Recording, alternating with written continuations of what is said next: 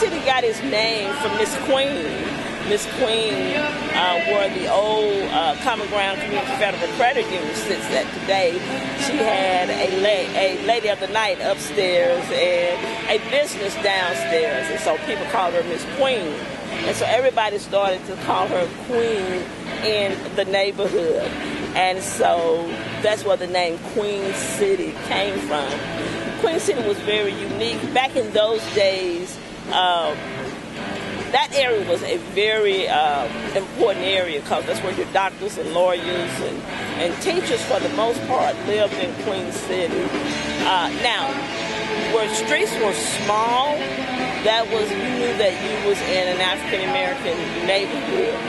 The wider the streets was most of the Jewish community. That neighborhood had a lot of Jewish business owners who lived in that area. And so there was a small section of Queen City that was designated for African Americans to live, but for the most part, most of it was Jewish businessmen and their family who lived in that area. And even though it's state recognized, but it's not city registered, Queen City is one of the oldest community there is, besides Wheatley Place. And then you have Joppy, and you have the South Boulevard Park Road Historical District within that area. So Queen City has a lot of history, and the big history is the unique of the houses. Most of them are in danger now because a lot of them have been demolished because of a lack of care. The other part of that neighborhood that makes it so great, the streets still exist, and the community is still intact for the most part.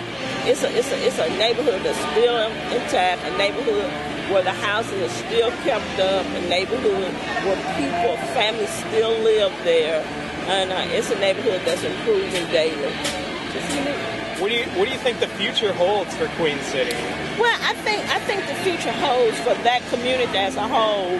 I think we're going to see new development in that area. I think we're going to see new landscaping in that area. And I also think over time we're going to see more small businesses pop up in that area. It's going to change. We see the change daily in that neighborhood. But I think the change is for the good of the neighborhood. And so that's what I think is going to happen. Do you want to talk a little bit about just what brought you down to the event today? Well, as the housing chair, I'm here, of course, in support of the Housing Plus plan. We got to make sure that everybody, they shouldn't have to be forced to move out of their neighborhood for better housing.